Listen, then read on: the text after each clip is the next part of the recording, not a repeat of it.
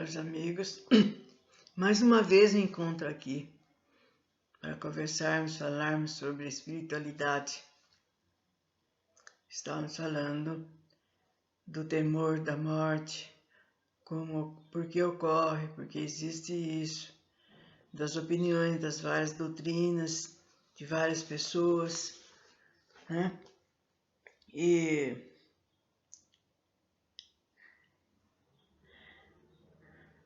falando sobre a morte, então, seguramente nem todas as pessoas, havendo mesmo muitas honrosas exceções, pensam da maneira de que muitos pensam, né, do fenômeno da morte, do que ocorre, das pessoas que morreram, dos seus entes queridos, dos apegos à materialidade, apegos não só às parentelas, como também às coisas que as pessoas têm. Seguramente nem todos pensam assim, dessa maneira, havendo mesmo muitas e honrosas exceções, mas não se poderia contestar que assim pensam o maior número de pessoas, sobretudo das massas pouco esclarecidas, e que ideias que eles fazem das condições da felicidade no outro mundo. Então, eles nem têm essa ideia, eles ficam parados, cismados, muitos perguntam, como será? O que será que aconteceu? Como que acontecerá? E mesmo que às vezes a gente possa explicar alguma coisa, às vezes não chega no seu ímã, na sua ideia, devido ao pouco esclarecimento, devido à sua maneira de pensar, né, sobre esse fenômeno do desencarne. A morte é rodeada de cerimônias lúgubres, mais próprias a infundirem terror do que a provocarem esperança, né? Todos nós temos, já foram muitas pessoas, nossos entes queridos, muitos amigos, pessoas mesmo desconhecidas, que às vezes a gente participa e a gente vê que não é fácil a gente, nós todos, né? A gente encarar e a gente vê aquela situação ali, né, de triste, chorosa e lúgubre mesmo, como diz aqui. Então, não é fácil a gente pensar que ali está indo um ser para a sua liberdade, indo para a sua liberdade, para a verdadeira pátria, que é a pátria espiritual. E que ali, todas essas coisas que ele dava valor antes vai ser diferente, né?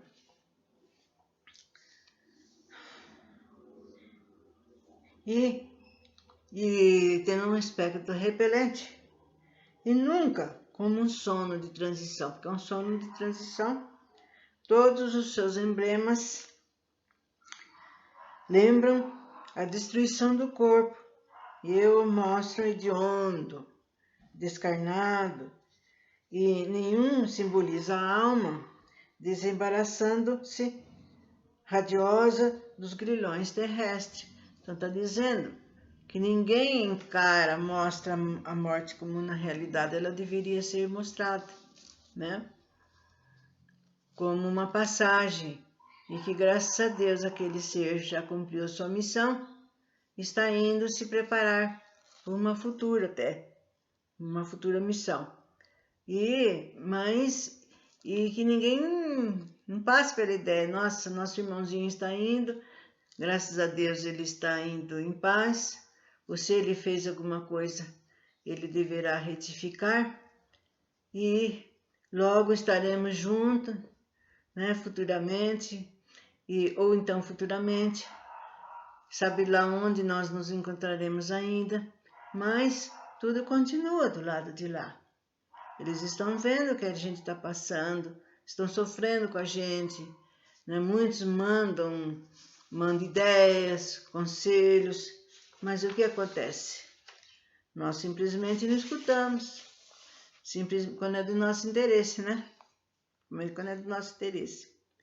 A partida para esse mundo mais feliz só se faz acompanhar de lamentos dos sobreviventes como imensa desgraça atingira os que partem dizem-lhes eternos adeuses, como se jamais devesse revê-los, né? Que acontece.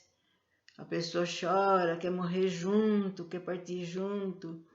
Nunca mais vou ver meu irmão, nunca mais vou ver minha mãe. E ela, às vezes naquele estado de perturbação, muitas vezes, há aqueles também que eu já falei, que acompanham o seu enterro também. Está vendo, está querendo falar, não existe a morte.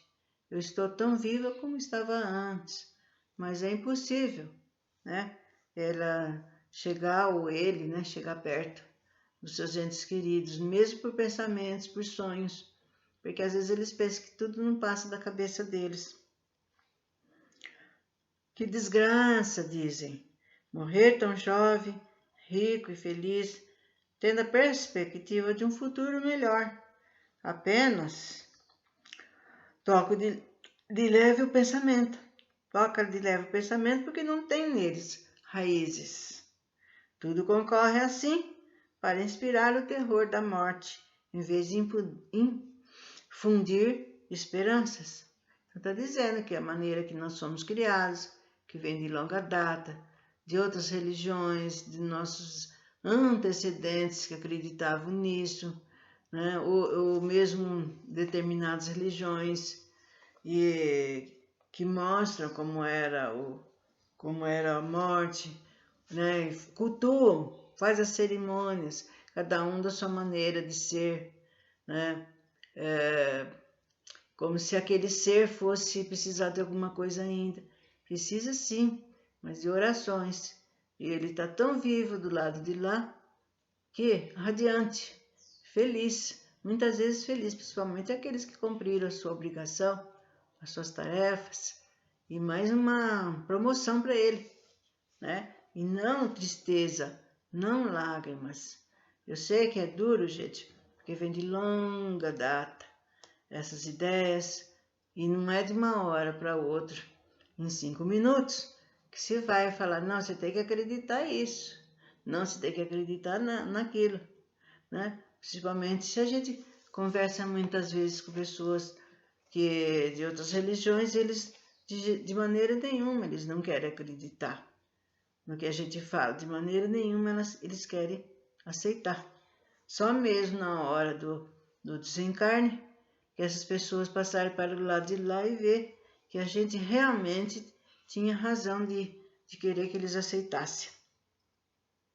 Sem dúvida que muito tempo será preciso para o homem se desfazer desses compromissos, o que não quer dizer com isso que isso não suceda.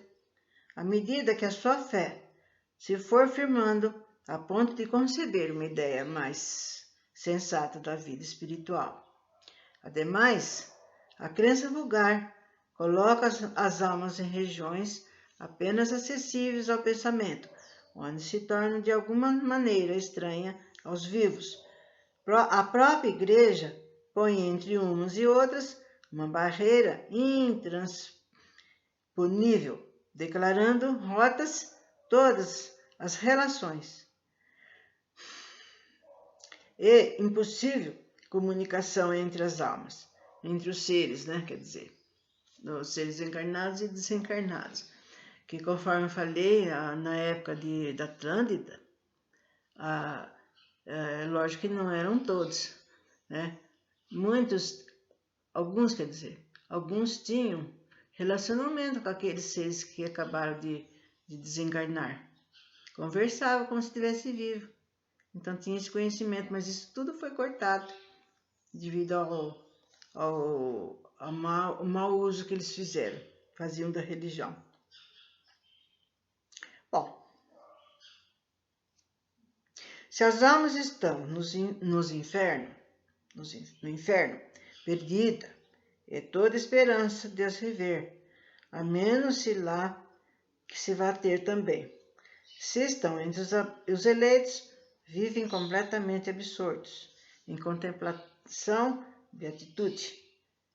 Tudo isso interpõe entre os mortos e vivos uma distância tamanha que faz supor eterna separação.